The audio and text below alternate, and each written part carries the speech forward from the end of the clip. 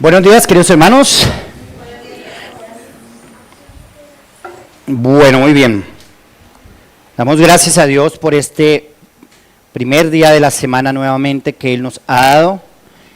Y tal vez lejos de lo que muchos creemos, simplemente los días se repiten. Otra vez domingo. Pero la verdad, queridos hermanos, es que Dios hace nuevas todas las cosas. Cada día es un día especial delante de Él. Cada día es un día en que nos acercamos a la presencia de nuestro Dios, allí en los lugares celestiales en Cristo. Hoy estamos espiritualmente en Él y en los lugares celestiales. Hoy podemos alegrarnos de que nuestra morada sea allí en este lugar. Pero seguimos aquí en la tierra. Aquí continuamos. Y queridos hermanos, si usted no creía en los extraterrestres, es nomás que se miren unos a otros. Somos unos extraterrestres. No pertenecemos a este lugar, pero lamentablemente vivimos en este lugar como si lo fuéramos. Continuando con la palabra de Dios en Filipenses, capítulo 3, el que hemos estado viendo, y recordamos algunas de las cosas que vimos hace 8 días, con las siglas IDR. Imita, discierne y reconoce. Fue lo que vimos hace 8 días. Imita modelos fieles. ¿A quién deberíamos de seguir? A los que se comporten conforme a la verdad en Cristo. ¿A quiénes deberíamos de imitar? A los que son imitadores de Cristo. Queridos hermanos, esto no es una cacería de brujas. La iglesia no se trata de mirar quién se porta mal, porque créame que entonces nos comenzaríamos a morder y a comernos entre nosotros mismos. Si es para buscarnos males entre nosotros, los encontramos. O sea, no es más, es que usted se quede una semanita conmigo y va a conocer cosas de mí que desconoce desde acá. Y más, ¿qué tal que pasara no una semana, un mes? Más cosas, se va a aterrar. ¿Y qué tal si pasara conmigo 25 años como los ha aguantado mi esposa? Pues más todavía. O sea, si es para encontrarle males a los demás, eso encontramos fácilmente. Pero lo que Pablo nos dijo allí en el versículo 17 del capítulo 3, es que le imitemos a Él y a los que así se comportan. Y nos mostró el ejemplo de Cristo, nos mostró el ejemplo de Timoteo, de Epafrodito y de Él mismo. O sea, tenemos un modelo maravilloso a que seguir, ¿no? Un modelo de humildad, un modelo de obediencia y un modelo de gloria, nuestro Señor Jesucristo. Y Él dice que nosotros necesitamos imitarle. Esa es la invitación que encontramos allí en el versículo 17. En el versículo 18 nos habló entonces de los falsos ejemplos. Y lo que tenemos que hacer es simplemente apartarnos.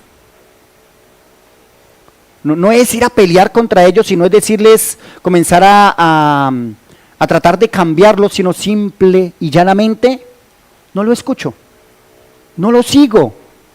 Es un billete falso. Punto. ¿Qué hacen en una tienda cuando usted lleva un billete falso? Y hay un letrerito ahí que dice, me fascinan esos letreros. Todo billete falso se romperá. Y entonces el que va a meter el billete falso ya sabe lo que le puede pasar a su billete. ¿Sí? Y eso es lo que nosotros debemos entender. Hay personas que son enemigos de la cruz de Cristo y pueden estar con nosotros y puedo ser yo mismo, porque yo tengo que probarme en la cruz de Cristo, no únicamente en lo que los demás aprueban de mí, sino Cristo me aprueba. Y reconoce el destino de estos. Mire para dónde van.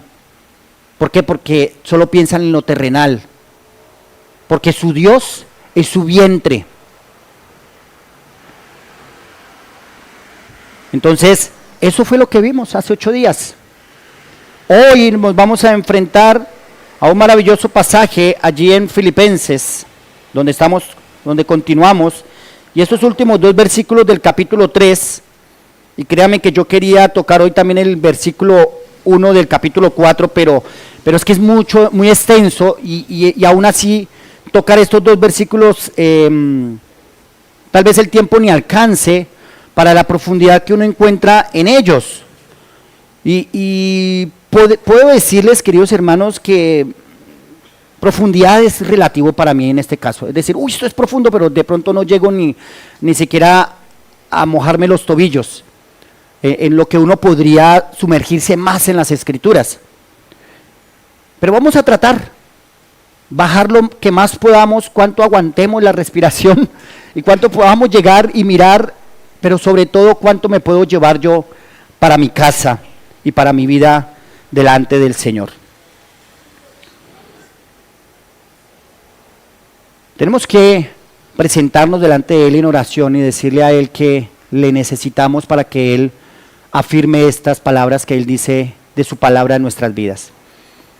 Así que oremos, hermanos. Padre, delante de ti nos presentamos y te agradecemos el que nos permitas abrir tu palabra, que al leerla tu Espíritu Santo sea el que la afirme en nuestros corazones.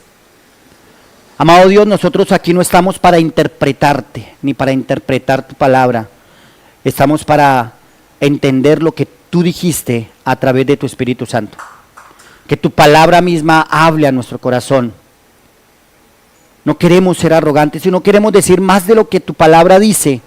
Y tampoco queremos decir menos de lo que ella dice. Queremos mantenernos en la línea del texto. Y lo pedimos con temor y temblor, Señor, porque nuestra tendencia es a decir más.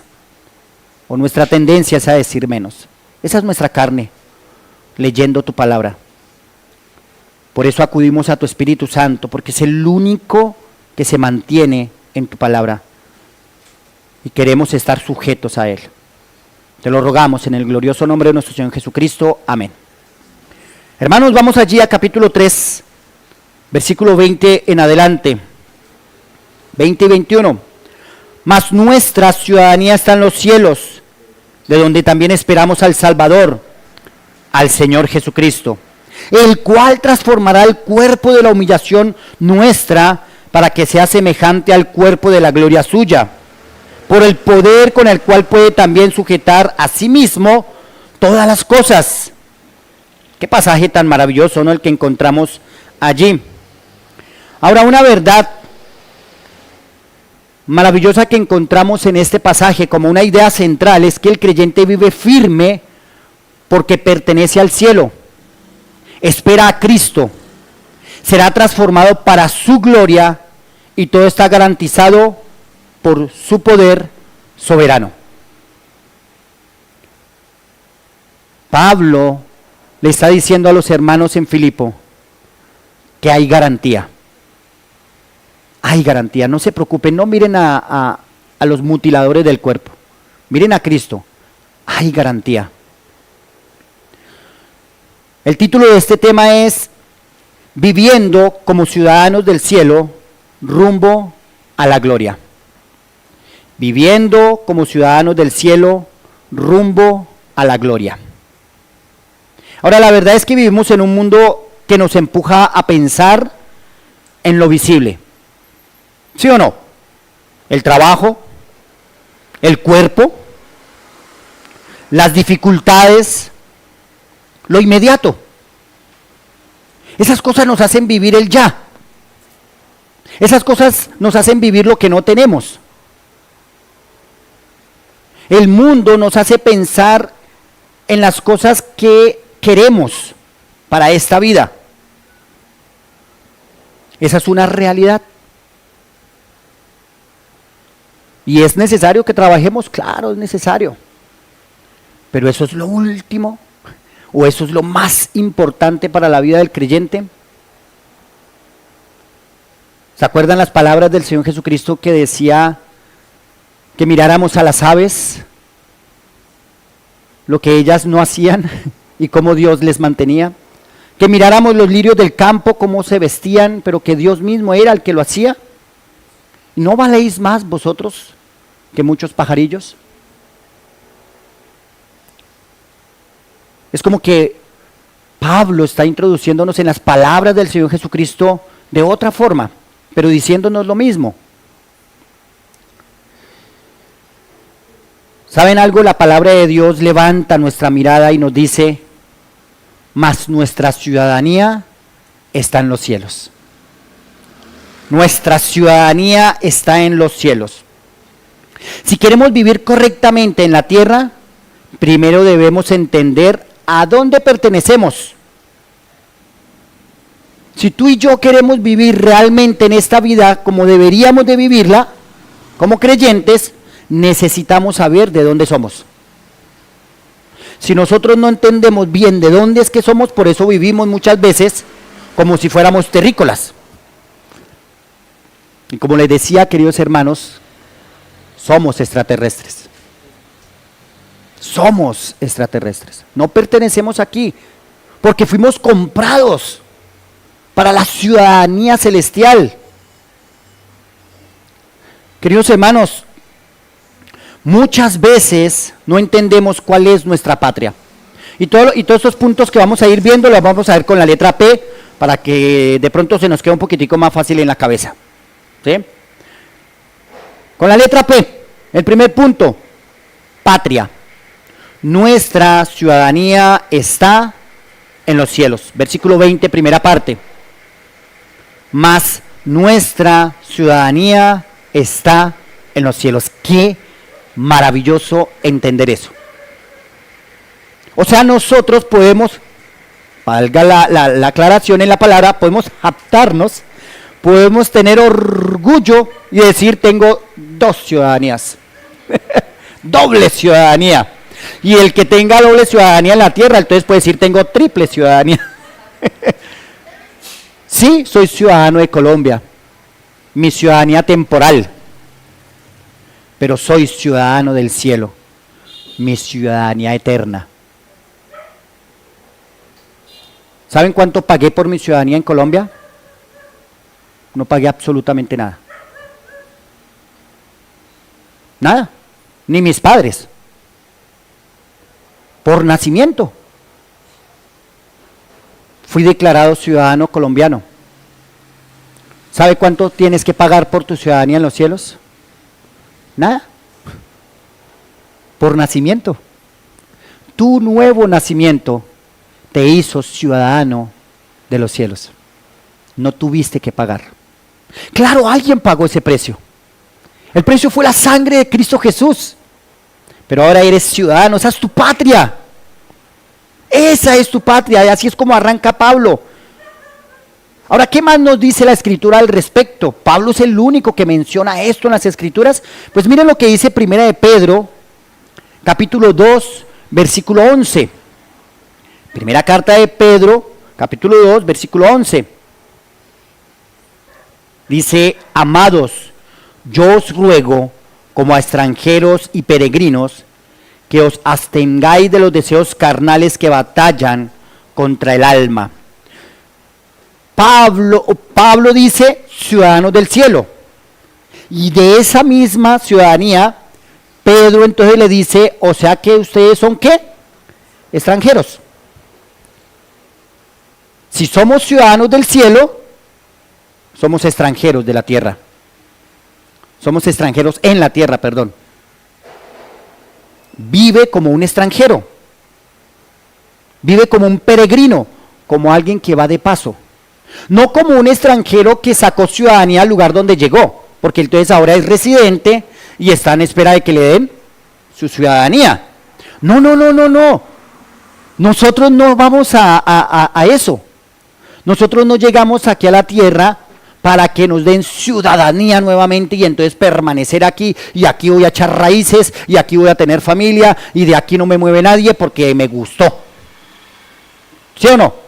Eso pasa con un extranjero. Un extranjero puede llegar a un país y no me amañé mucho y sale y busca otro país y pueda que encuentre y me amañé, me gustó, me quedo y voy a echar raíces.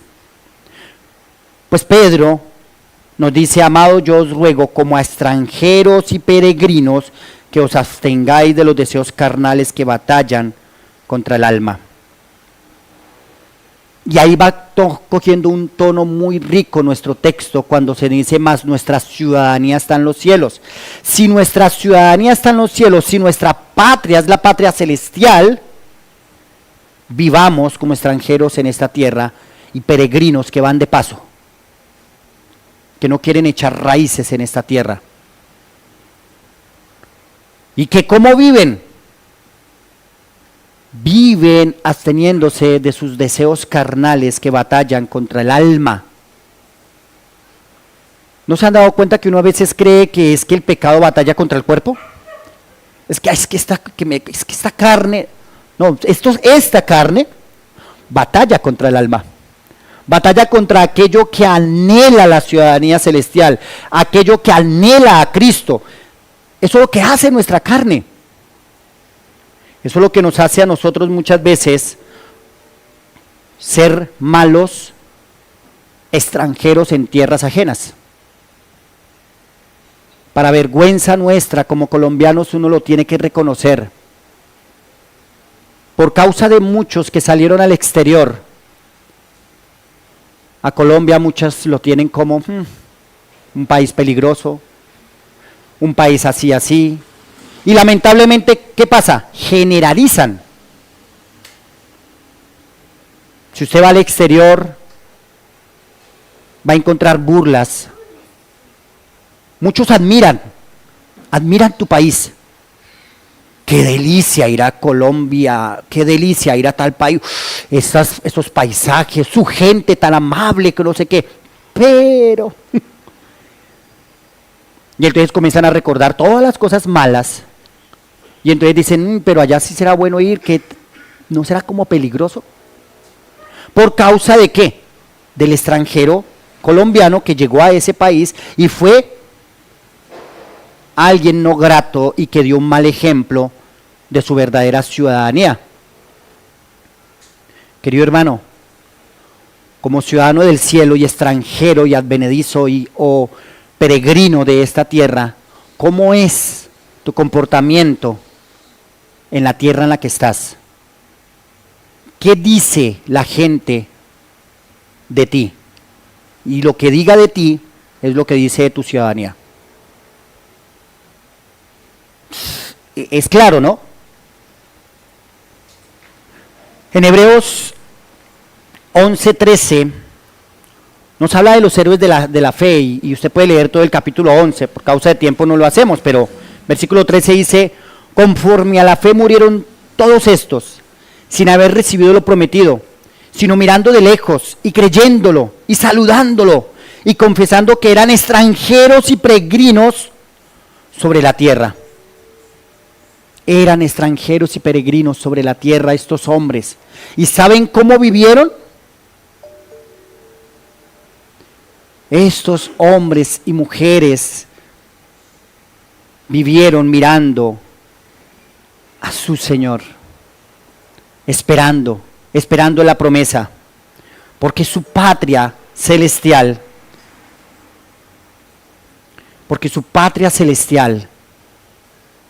era mucho mejor que lo que podían haber vivido en la tierra. A estos que se les conoce como héroes de la fe, usted lee y definitivamente si se entrega a la lectura va a tener que sacarle lágrimas de cómo vivieron estos. La ciudadanía es igual a identidad. Yo soy colombiano, ¿cierto? Y usted está en el extranjero y recuerda el sancocho, y recuerda, y si aquí yo recuerdo, y el pancito de Bogotá, y cada uno recuerda. Y los hermanos que son de Venezuela pueden decir, uy, las hallacas, uy, lo que hacía haciendo esto, y recuerdan cosas, añoramos esas cosas, porque es nuestra identidad. ¿Añoras tu patria celestial? porque es que eso es lo que nos da pertenencia y lealtad.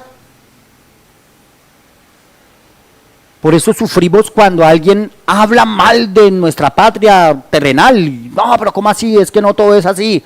No todo es peligro y no todo es droga y no todo es esto y sacamos el pecho por nuestra patria.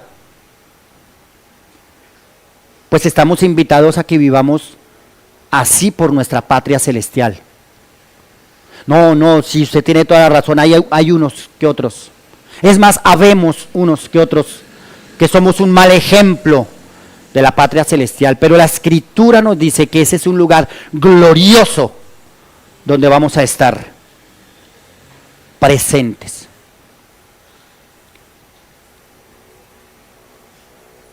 Vivimos aquí, queridos hermanos, pero no pertenecemos aquí.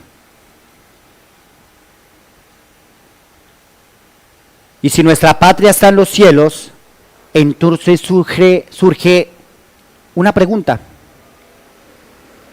¿Qué estamos esperando de este lugar? ¿Qué estamos esperando de nuestra patria?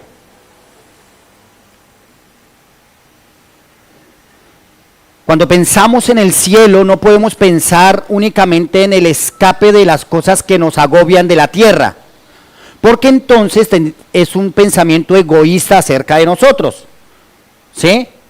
Bueno, ya no vamos a tener problemas, ya no vamos a tener deudas, ya no vamos a tener que aguantarnos a Pepito o a Juanita o a Pepito o a Perenguito o lo que sea, ¿sí? Listo, me salí de todo ese problema. Entonces tiene que ver es contigo.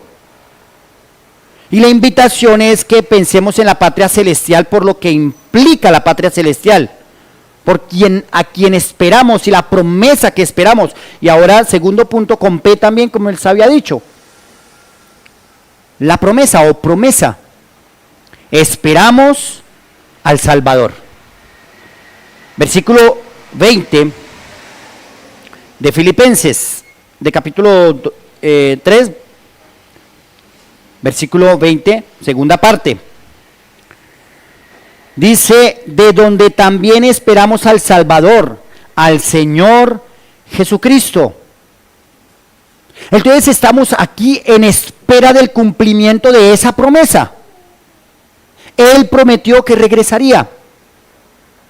Y estamos aquí como el hijo que anhela que llegue su madre o su padre, que le dijo, voy y ya vuelvo.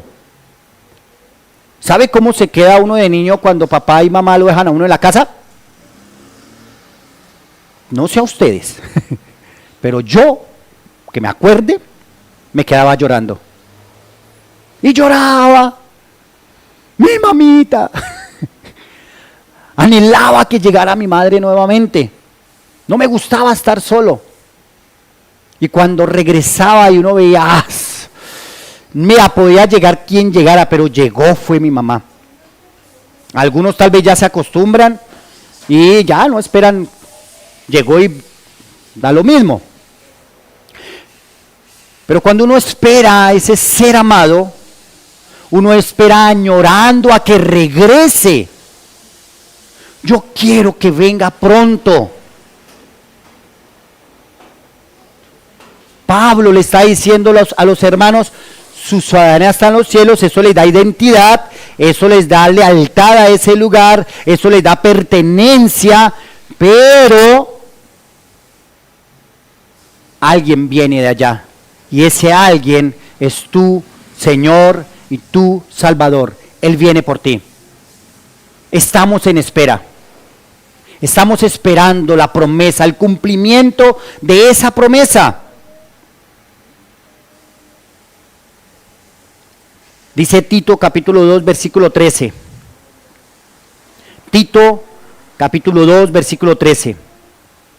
Aguardando la esperanza bienaventurada y la manifestación gloriosa de nuestro gran Dios y Salvador Jesucristo. Eso hace un ciudadano del cielo.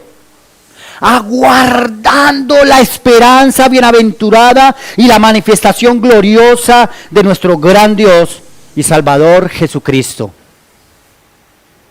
Y entonces surge otra vez la pregunta, ¿qué estás esperando?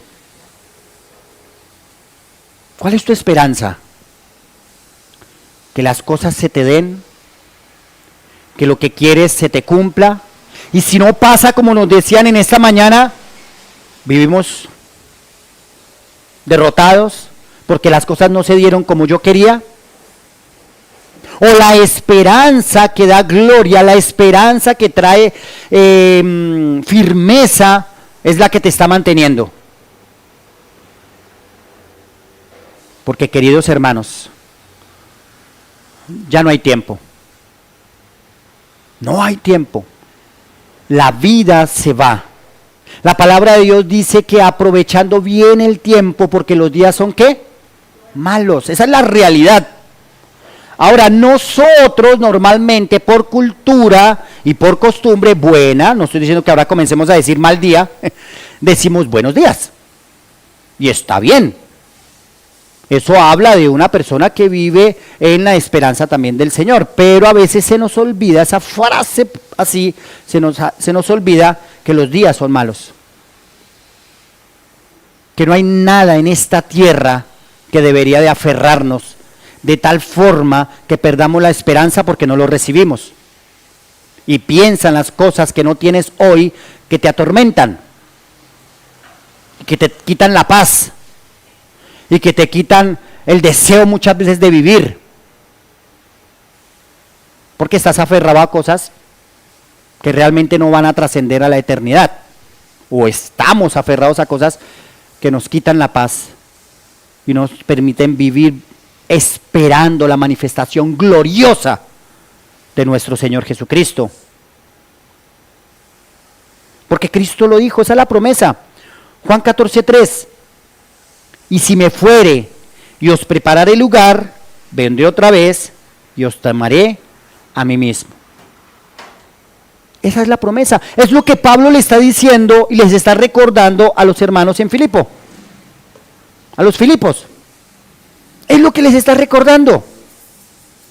Y es lo que el Espíritu Santo está acordándonos a nosotros y está afirmando en nuestros corazones esa gran verdad. Tenemos una patria y estamos esperando que se cumpla esa promesa. La promesa de su venida. ¿Ven cómo la Escritura levanta nuestra mirada hacia el cielo y nos quita la mirada de lo terrenal? Pasajes anteriores nos hablan de aquellos que solo piensan en lo terrenal.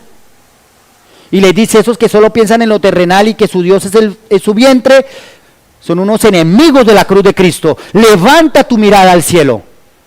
Tu patria está en los cielos. La promesa no tarda en cumplirse.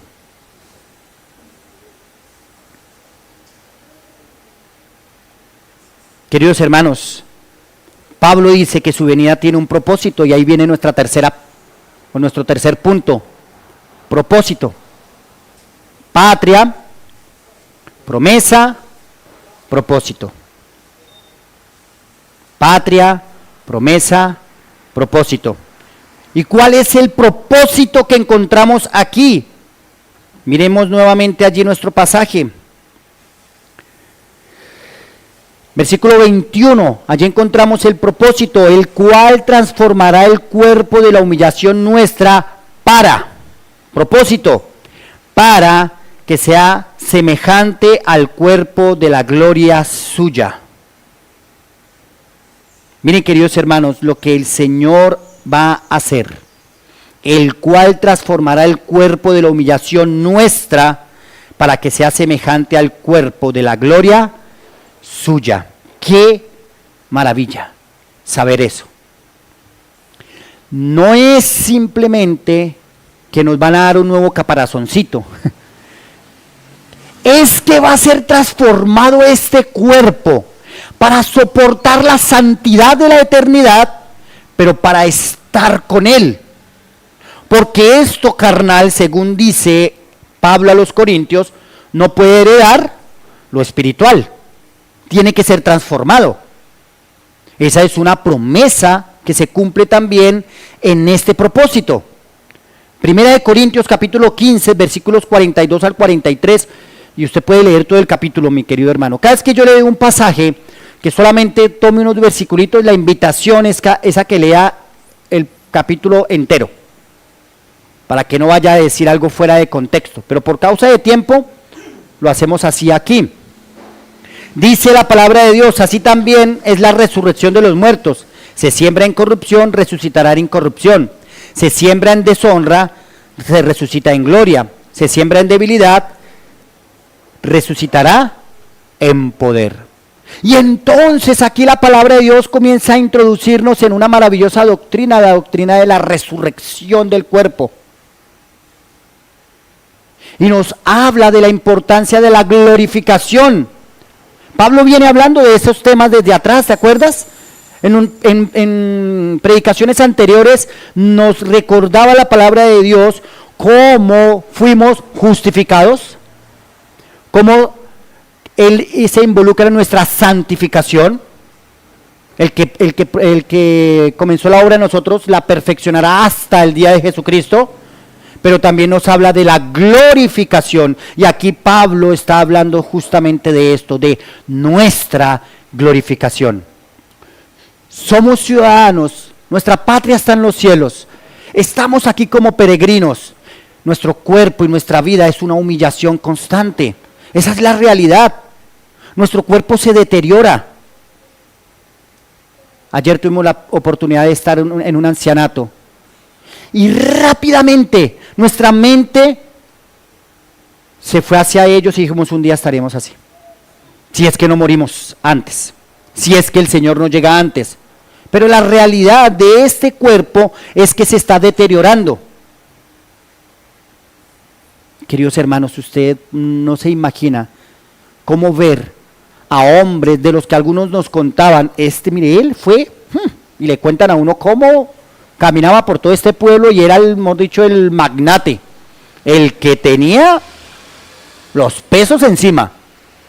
Uno de ellos hasta se ganó un billete de lotería, pero ganó muchísima plata. Y ahora estaba en una silla de ruedas, empujándose con un piecito así. Y ya no podía valerse por sí mismo. Esa es la humillación de este cuerpo. Esa es la humillación de este cuerpo. A eso también se sometió el Señor Jesucristo, a un cuerpo en humillación.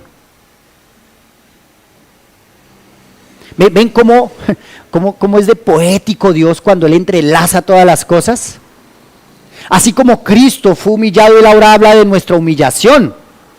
Así como Cristo fue exaltado, Él aquí ahora nos habla de nuestra exaltación y glorificación. Y no es por nosotros, sino por la humillación, obediencia de Cristo y glorificación de nuestro Señor Jesucristo.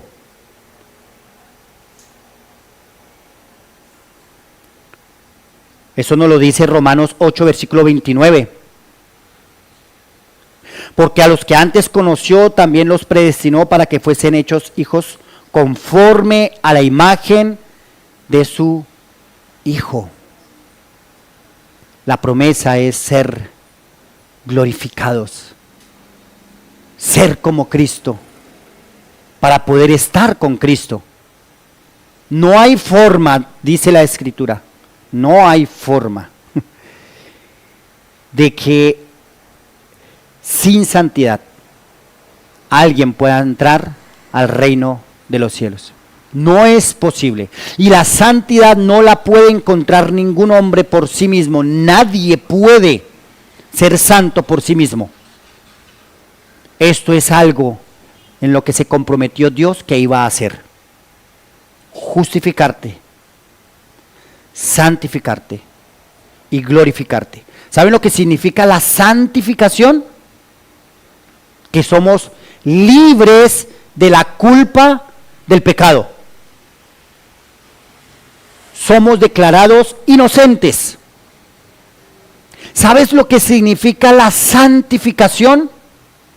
Que somos libres del poder del pecado. Ya no estamos obligados a pecar. Así que para vergüenza nuestra lo puedo decir, pecamos porque queremos. pero somos libres del poder del pecado. Ahora podemos decirle al Espíritu, sí, ven, toma mi vida, condúceme, quiero hacer aquellas cosas que le agradan a Dios. Pero cuando comenzamos a jugar con la carne, a darle rienda suelta, a decir no pasa nada, tranquilo, y a relajarnos, ¡puacataplum!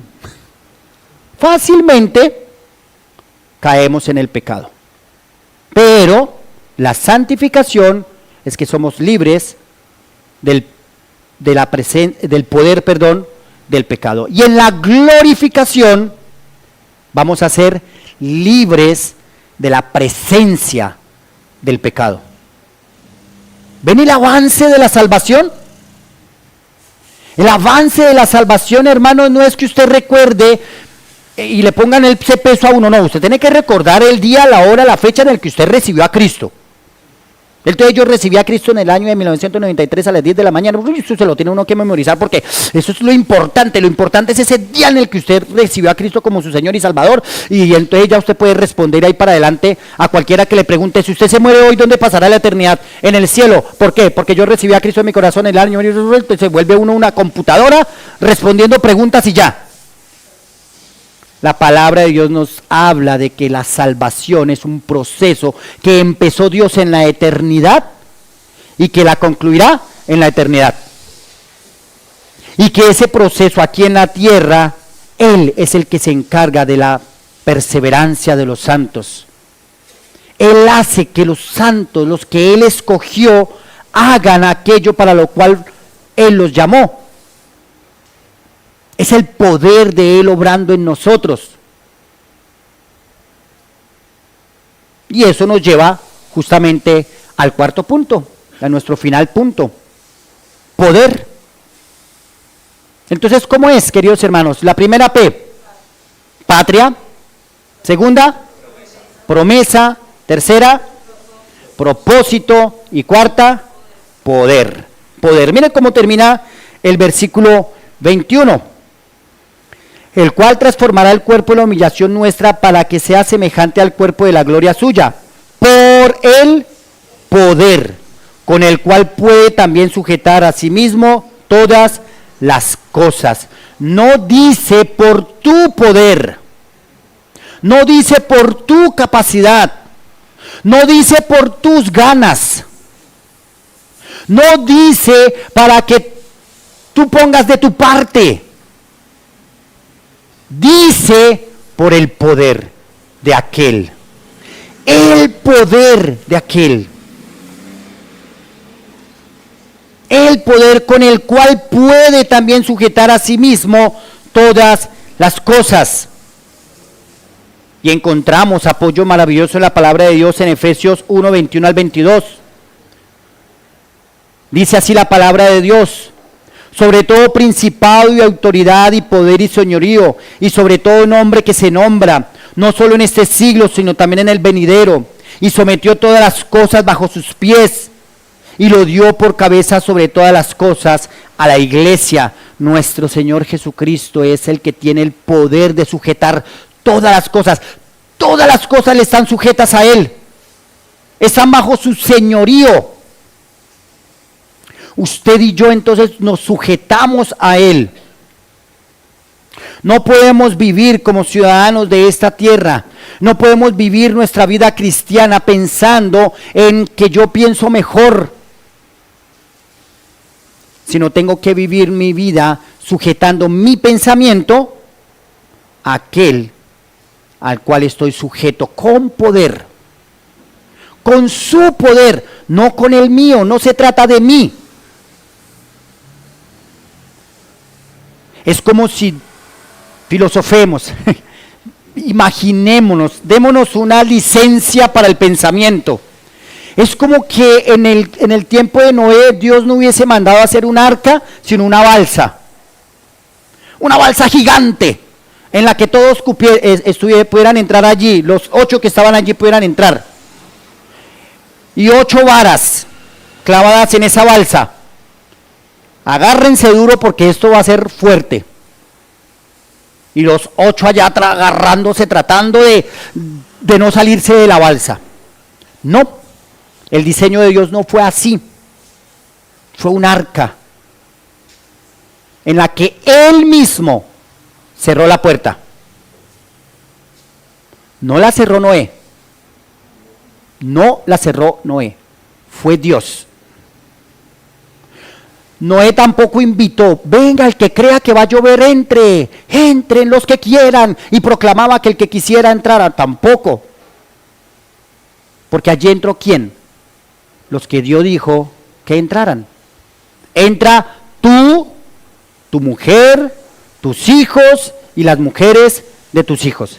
Y los animales que Dios dijo que entraran, esos fueron los que entraron. Eso se llama soberanía.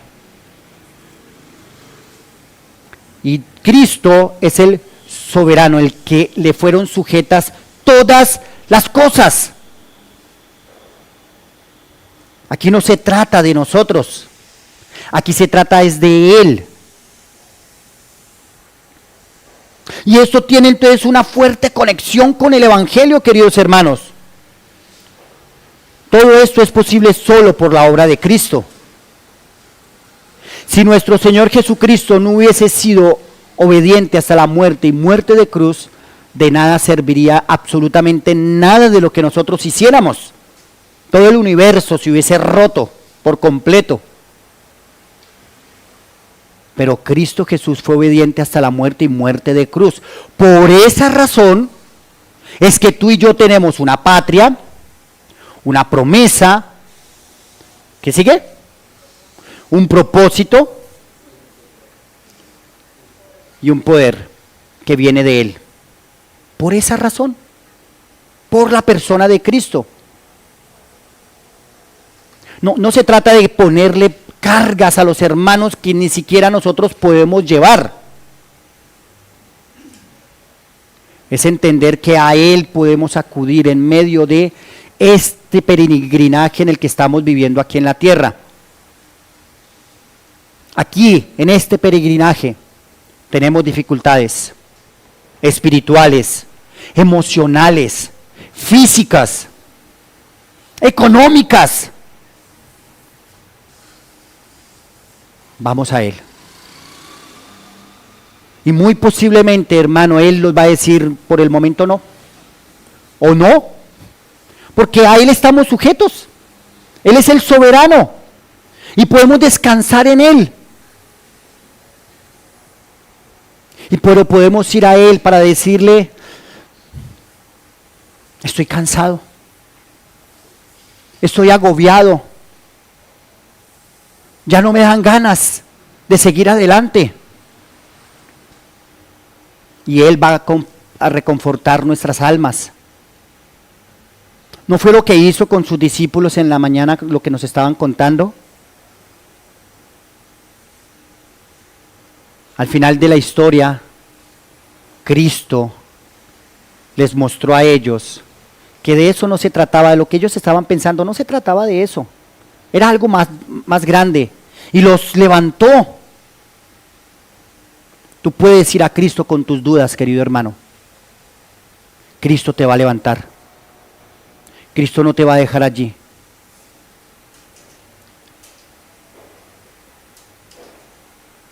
Jesucristo vivió perfectamente donde nosotros fallamos. Murió por nuestros pecados. Resucitó y venció la muerte. Dice Romanos 5:8, mas Dios muestra su amor para con nosotros en que siendo aún pecadores, Cristo murió por nosotros. Recordemos lo que dice en el versículo 9, y ser hallados en Él, no teniendo mi propia justicia, sino la que es por Él, por la fe de Cristo. Por eso tenemos una nueva ciudadanía, tenemos una esperanza real, tenemos una transformación segura. Es por la persona de Cristo en que nosotros podemos decir, estamos firmes. Estamos firmes en la esperanza gloriosa. Querido hermano en Cristo, ¿qué nos podemos llevar? ¿Qué deberíamos entender entonces? Vive como ciudadano del cielo, no como habitante permanente de la tierra. No vivas tu vida como si pertenecieras a esta tierra. Si Cristo te salvó, tu ciudadanía está en los cielos. Vive como ciudadano extranjero, que no quiere echar raíces en esa tierra, que añora su patria celestial. Descansa en Cristo, que Cristo completará su obra en ti. Él lo hará. Tu debilidad no es el final, la gloria lo es. Sí, es cierto, vivimos en este mundo humillados, pero ese no es el fin, es la gloria celestial. Vive pensando en la gloria maravillosa que se revelará en los hijos de Dios. Y si no has conocido a Cristo como tu Señor y Salvador personal, si no has ido a Él, a los pies de Cristo, y no has reconocido tu pecado, hoy es el día para salvación. Hoy. No hay tiempo. No pierdas tu tiempo, porque no solamente vas a perder tu tiempo, sino vas a perder tu alma. Reconoce a Cristo y arrepiéntete de tu pecado. Cree que el Señor Jesucristo murió en la cruz del Calvario en tu lugar, que Él pagó el precio. Cree que Él murió a causa de tu pecado. Arrepiéntete de tus pecados delante de tu Salvador, de tu Señor. Porque, querido amigo y hermano en Cristo, Cristo es el Señor de creyentes y de incrédulos. Él no es Señor solo porque yo le reconozca Señor. Cristo es Señor porque es Señor. Reconócele para que puedas ir y decir: ahora tengo una ciudadanía. Mi ciudadanía está en los cielos, de donde también esperamos a nuestro Señor. Vamos a darle la gloria a nuestro Dios.